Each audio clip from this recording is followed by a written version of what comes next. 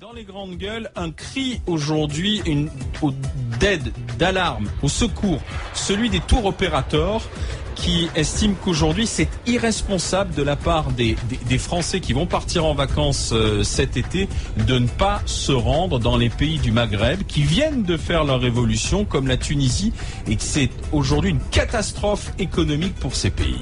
Oui, les Français auraient peur de passer leurs vacances dans des pays arabes.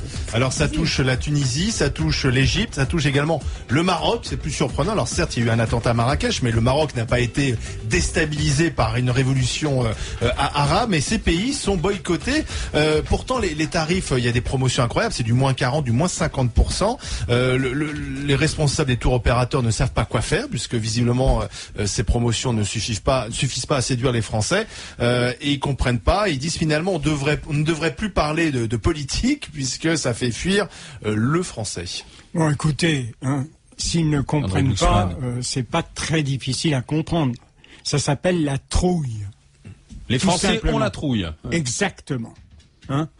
Les bons sentiments, ça impliquerait quand même qu'on essaye de dialoguer avec les Tunisiens qui veulent liberté, fraternité, égalité, parce que ils ont nos valeurs dans leur révolution, mais surtout pas. On va pas discuter avec eux. On va rester chez nous parce qu'on a froid pour les grandes vacances.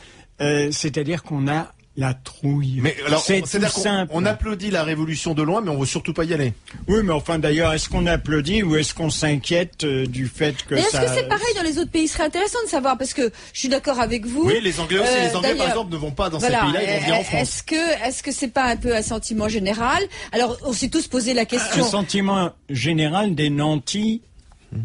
Des nantis, oui, probablement, mais Sophie, tu irais passer tes vacances en Tunisie, en Égypte, oui, au Maroc? En Tunisie, sans hésitation. Maroc, moi, j'aime pas tellement. Alors, en Égypte, j'aurais un petit peu peur. Et là, par exemple, même, vous voyez, j'ai des copains qui partent à Athènes. Là, ils ont décidé de visiter pendant 4 jours.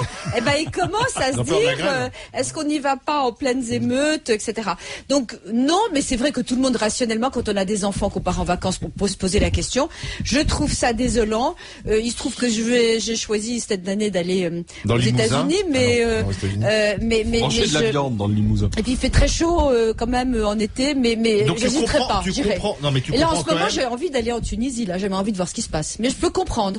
32-16, vous-même, pour témoigner. Marianne? Moi, non seulement je comprends aussi, mais j'ai des amis qui sont allés en Tunisie il y a pas longtemps et qui m'ont dit que malgré toute notre bonne volonté aussi, parce qu'effectivement on veut les aider et c'est vraiment un pays et tous ces pays-là ont vraiment besoin qu'on y aille.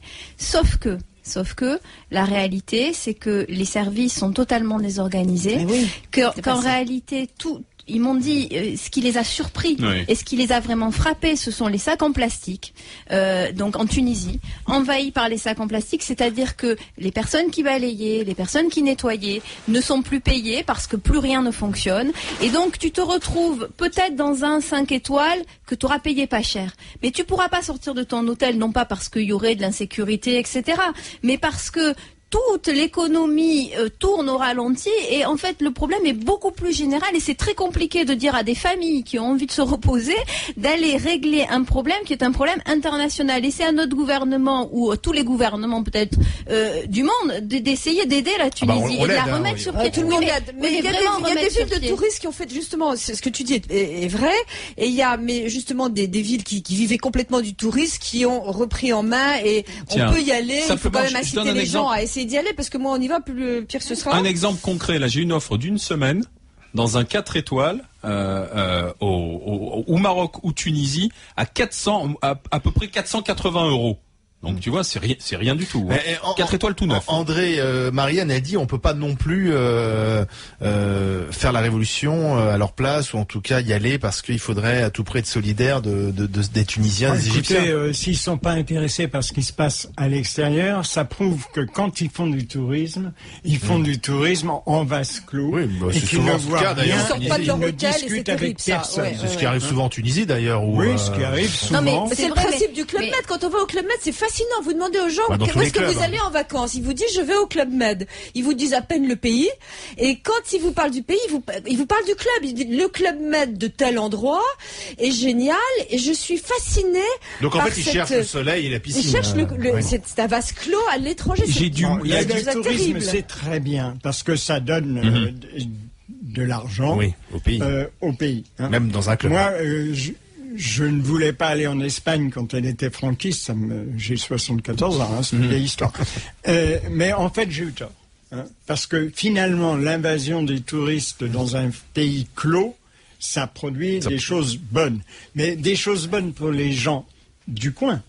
Les touristes, par contre, ça se discute. Hein, parce que moi, j'ai vu, et en Espagne, et tout récemment en Corse, des touristes allemands qui arrivaient avec le coffre arrière de leur voiture plein de boîtes de conserve.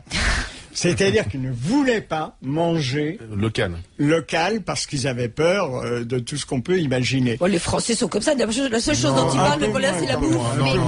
Mais c'est vrai que je l'espère pour eux. J'espère que les gens vont aller en Tunisie. On va mais on peut Fabrice, comprendre aussi. On peut vraiment comprendre leurs enfants. On peut tout comprendre. Moi, je dirais quand même qu'il faudrait aussi tenir compte des Tunisiens, des Tunisiennes, des gens qui ont fait un mouvement qui leur a coûté cher, où ils ont eu des morts, et qui sont très intéressants, avec qui il faut discuter, avec qui on peut apprendre beaucoup de ce que c'est l'humanité et la féminité. Mais moi, je suis étonnée aussi, que justement dans un pays qui se libère, il y a eu un exode pareil des gens, des Tunisiens eux-mêmes. Pourquoi, au moment où le pays se libère, ils se sont plaints à juste titre d'un véritable jour? Et pourquoi est-ce qu'ils partent de leur pays au moment où il faut le construire, où tout est ouvert? Oui, mais attendez, il faudrait quand même respecter les proportions. Il y a eu 25 000 personnes qui sont venus sur des millions d'habitants. Quand même. Mais ils reçoivent plusieurs centaines de milliers de réfugiés de Libye. Alors je trouve qu'ils sont beaucoup plus généreux que nous et qu'on aurait pu quand même aider les Italiens dans cette histoire. 25 000 et plusieurs centaines de milliers. C'est ça la différence. C'est vrai que ça aurait été une européenne. Merci à Monsieur Chicli du Certeau d'avoir été avec nous et je vous conseille de regarder.